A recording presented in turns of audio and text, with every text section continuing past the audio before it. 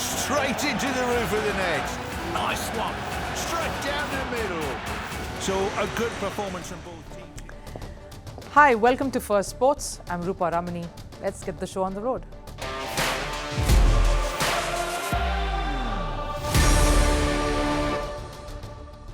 Right, on the show today, there is the Indian T20 League, of course. That's always creating a lot of buzz. Today, it's about the revival of a youngster. What has finally made Riyan Parag click and come through on all the promises that he's made year after year.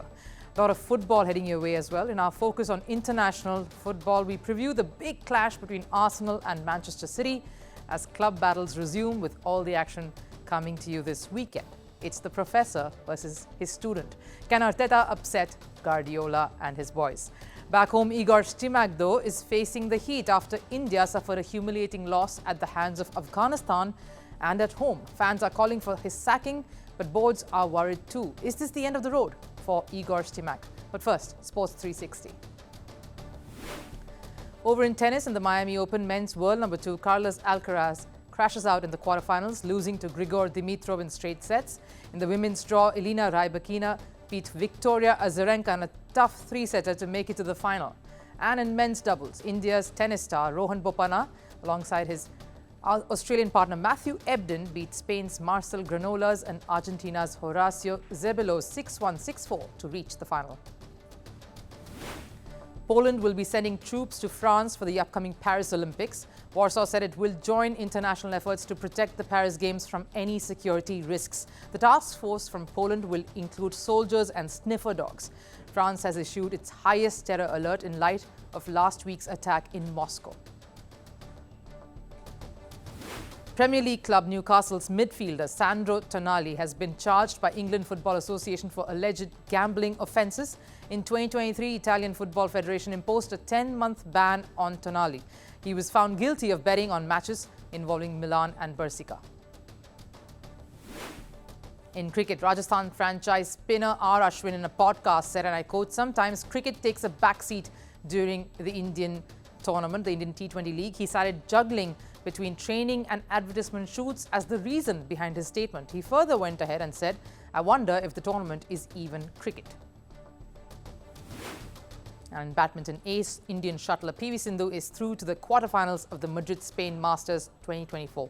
She secured a comfortable 21-14, 21-12 win over Huang Hu-sun of Chinese Taipei yesterday. The clash lasted just 36 minutes. Sindhu next faces world number 17 Supanida Ketong of Thailand in the final 8.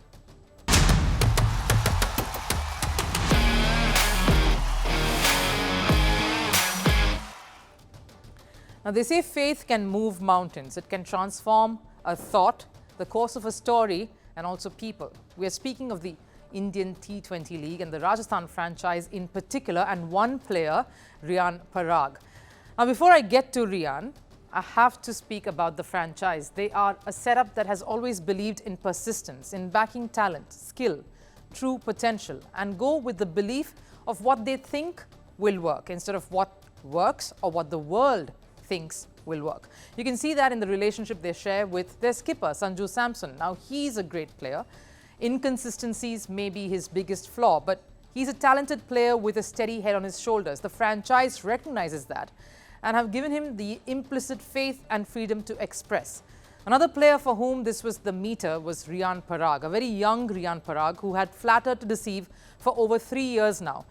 Every year, much would be spoken of and expected of Riyan Parag heading into the season, and every time he has disappointed. And I can say that surely because the facts will back me up. The reason there was a lot of buzz around this teenager when he came on was his flair and flamboyance. That explains the strong start in 2019. Averaging 32 for a finisher was decent. And then, of course, came the slump. Every year we thought this season it will be Parag's year. He basically proved otherwise, whether it was 2020, 2021, 2022 or 2023, as you can see with the numbers. But this year, you sensed something different. I remember previewing the franchise leading up to the season and said this year could be Riyan Parag's. And so far, it's only been a couple of matches and he's already averaging 127. Yes, that is, of course, because of his unbeaten knock of 84 last night, but it is not a flash in the pan. He's looking solid, rejuvenated. This is Riyan Parag 2.0. To quote another super talented middle order batter, Surya Kumar Yadav, who was singing praises after watching his knock last night. So what went wrong? What did he do heading into the season different? And why is this perception around Riyan Parag so consistent? Now, as a community, we like uniformity. I guess it's our way of finding a common ground and some comfort. So anything new or strange or different or something that stands out is immediately a little jarring because we can't comprehend it. Riyan Parag was that when he burst onto the scene. The collars all turned up, the over-smart one-liners, the gum-chewing swag, the over-the-top celebrations. He was too much for that age. And when his bat was not doing the talking, he got reduced to those mannerisms, the quirks, not the skill that his franchise, Rajasthan, sees in him. This happened year after year, and yet the franchise persisted. They saw the future in him. They saw what he could become, what he could do rather than what he was, and how the world was viewing him. But it was not just the team, his captain, the coach, the management that was keeping the faith consistent. It was also something more important, what he thought of himself and his talent. I've said multiple times, I know what my opinion is about myself. No matter what anyone says, I don't let that change. That has never changed regardless of whether I'm performing or not performing. Even if I got a 0 today, that opinion was never going to change. That constant support from myself to myself always helps. He believes what he is capable of, he can achieve. And it's a belief that in fact, that is what he brought into the season too. Through his own strong performances in the domestic league, heading just before this, Riyan Parag was the highest run getter and the highest six hitter at the 50-over Deodhar Trophy. At the Syed Mushtaq, the T20 tournament, he made more than 500 runs at a strike rate close to 200. And he was just as menacing in the longer format, the Ranji Trophy too. We, of course, won't go into that, but there was something different about him. That confidence was there. It always was. But he was making every presence out in the middle count. Not just the cameo knocks. He was sticking to the crease, getting that time in, setting his sights hard and staying on.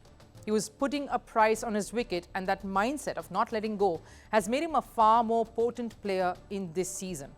He was on song last night against Delhi. His innings was a differentiator, and it showed what a carnage this young boy, all of 22 years, is capable of. A carnage that he can cause. The top order failed on the occasion, and he came in under pressure. Not the finisher role that he normally undertook for this franchise. The coach Kumar Sangakkara says he believes Riyan Parag's talent is that of a solid number 4. That's massive, coming from someone of his pedigree. And that says something of Riyan Parag's talent. Rajasthan was looking like a balanced team on paper, and with Riyan Parag, they have the teeth for the fight that is coming up. But my takeaway, we always talk of Chennai as the one franchise in the league that never chops and changes and always gives every player the long rope, or where players who failed elsewhere come and flourish, like Shane Watson, like Shivam Dube. And maybe when there is so much success, you tend to believe this narrative more. But should it not be recognized more so when a team continues to persist, never giving up on a talent, even when they are yet to win a title or even when they continuously fail? Rajasthan has proved that with the Parag story. Now, what can a year do in sport? If you are Shohei Ohtani, it can earn you a $700 million contract. If you are Lionel Messi, you can win the World Cup and the Ballon d'Or. If you are Imran Khan, you can come out of retirement and win a World Cup. But these are incredible success stories. If everything works out, a year in any sport can make you a true hero. But a little role reversal, if the results go against you, you lose games and are on the verge of getting knocked out of a tournament. The same year can seem long, tedious, and never-ending, and can really make you feel rather helpless. Igor Stimac, coach of the Indian football team, is feeling all of that just about now. A year before, the guy was lauded for his achievements. It was a different mood, a different vibe for Igor Stimac. He was hailed for victories that India registered against tough teams like Lebanon, Kuwait, and the Kyrgyz Republic. Also for winning 3 international tournaments that included the SAF Cup, leading to India's football ranking improving to under 100. But it's a new year, and unfortunately, it's a different vibe for Stimac. Reason? A 0-0 away draw and a 1-2 defeat at home against underdogs, supposedly Afghanistan, a side that India was supposed to trounce, all in a span of just 4 days. It started with fans fuming over the loss. They started chanting and yelling Stimac out as soon as the home game in fact wrapped up, even urging the All India Football Federation to sack Stimac. Even as the football team travelled post that, Stimac was rustling up all the hate. We know a team is as good as its players, but it's just Stimac and his big promises that seem to have caught India's fans in a bit of a rage. Fans are very passionate and vocal, so nothing out of the box here. When you're supporting your team, an outburst is likely to follow when results aren't going your way. But the matter has now escalated further. It's not just about the fans and what they feel, and some of them you, of course. And it is not just about the All India Football Federation or the AIFF either. The Sports Ministry and the Sports Authority of India, or this SAI, are demanding answers. There is a general impatience now that has set in. And there are many reasons that are irking the establishments. One big reason is Stimac's fat paycheck. You see, 2 years ago, Stimac's salary was funded by both the SAI and the AIFF. Currently, though, Stimac draws about $30,000 a month, and his salary is being paid by the AIFF. The recent failures have triggered the top bosses at SAI, who feel that their investment into this vision, when they were also contributing to the salary into Stimac and AIFF's vision, has not really paid off. So they have initiated a round of talks, and reports suggest that they intend to sit down for further discussions over what to do with Stimac, and more importantly, what is the road ahead for Indian football. So clearly, Igor Stimac's job is on the line.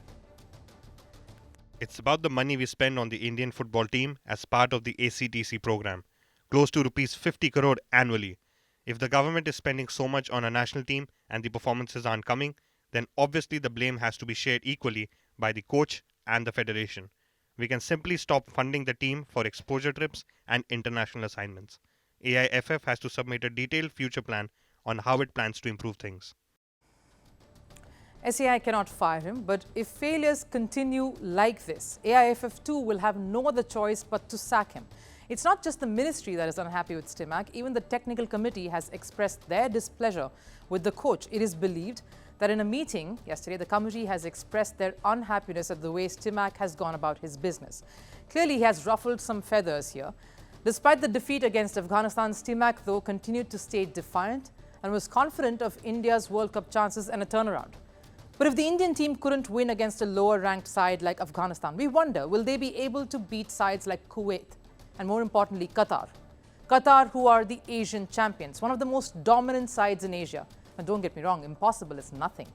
But given the tension and the lack of confidence that the Indian team could be experiencing post this, it will be difficult to produce such a turnaround result.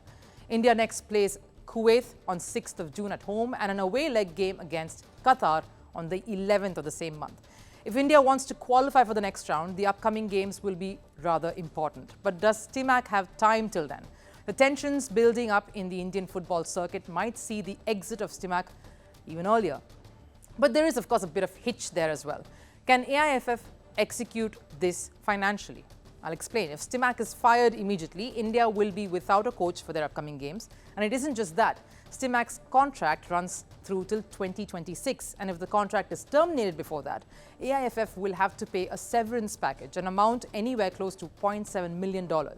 Given the stress is all about the financial investments, Stimac's salary and the investments done by SIA, is AIFF in a position to bear the burden of such a heavy payout?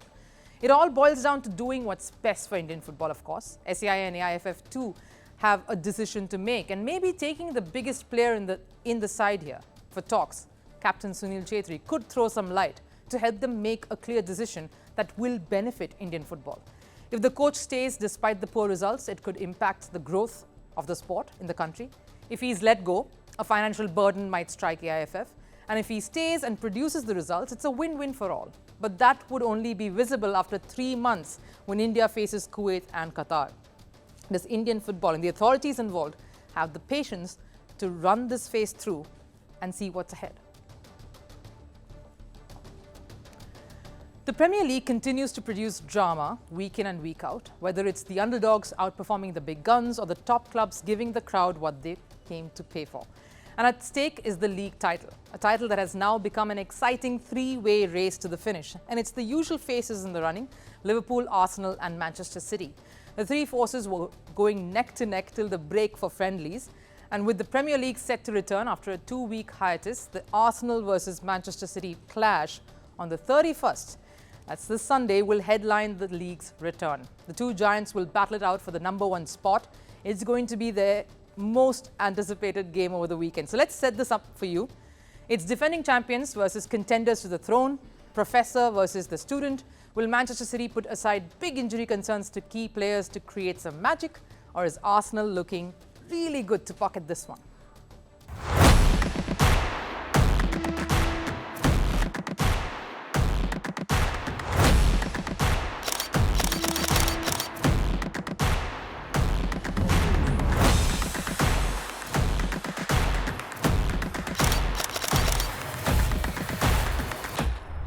Manchester City and Arsenal, two Premier League giants who are at opposite ends of the spectrum.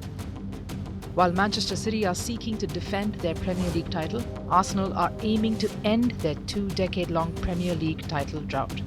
Arsenal came close to ending that last season, but it was Manchester City who had the last laugh back then.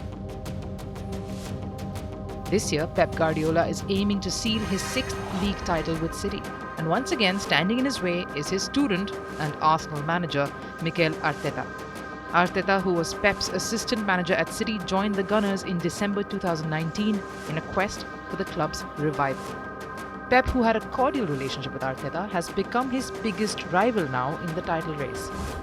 Given the history between the two managers and their motive to win the title, it's no surprise that when the Premier League action resumes, the master is taking on the student. And all talk will be only about City versus Arsenal at Etihad this weekend. Arsenal are the current league leaders with 64 points. Manchester City are just 1 point behind Arsenal and are placed 3rd. March 31st is a Sunday clash, and it could potentially be the title decider. But the two clubs are heading into this one on the back of some contrasting results. While Gunners will be fresh from their 2-1 victory against Brentford, City will be cursing themselves for their 1-1 draw against Liverpool. But that isn't Guardiola's big headache. The loss is in the past. Manchester City are at the risk of missing as many as 7 star players to injuries. The list includes Matheus Nunes, Manuel Akanji, John Stones, Kyle Walker, Edison, Kevin De Bruyne and Jack Grealish. There is no official statement from the club, but the players' international outings worsen their injury threats. John Stones and Kyle Walker were injured while playing for England. The duo have also missed City's training session. Earlier, there were concerns over Erling Haaland's injury too, but the Norwegian appears to be fine for the Arsenal clash. So clearly, Guardiola has a hard task ahead of him. And the recent numbers do not favour him either. In their last 3 clashes across all competitions, Arsenal has emerged victorious on 2 occasions. City's only victory came in the FA Cup 4th round, and that was their last meeting. But the Spaniard has never refrained from facing up to any challenge, be it the injury crisis or going up against the big guns. All you've got to do is ask Real Madrid or Paris Saint-Germain. The hard taskmaster that he is, we might see some tactical genius from Guardiola on the night. Maybe some inspiration from Liverpool and Jurgen Klopp might help. Not too long ago, Jurgen Klopp led a group of newbies to glory in the Carabao Cup final against Chelsea. Liverpool were without the services of their star players for that game, but they still ended up becoming the champions against a billion-dollar Chelsea side. So can City take a leaf out of Klopp's book and go all the way? Because Arsenal won't be walkovers. So Guardiola, the tactician, will have to come out with all his force if he has to get the better of his student, Mikel Arteta. Trust Arteta to come out all guns blazing, but can a worried Guardiola bring out all the tricks from his more experienced coaching handbook to overtake Arsenal? All right, time for last serve. What better sight than a world champion taking a ride through a circuit? No, it's not Verstappen or Hamilton. This German champion driver took a race car for a spin in Spain's Aragon. Take a look.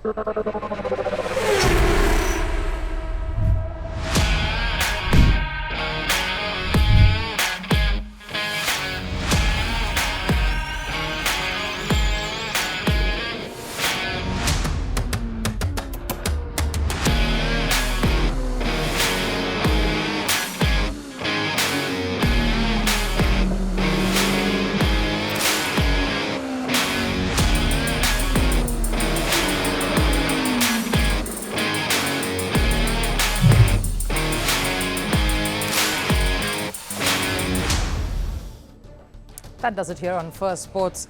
This is a Friday after all. Have a good weekend. I'll see you again on the other side on Monday with more fresh perspectives from the world of sports. Till then, take care. Bye-bye.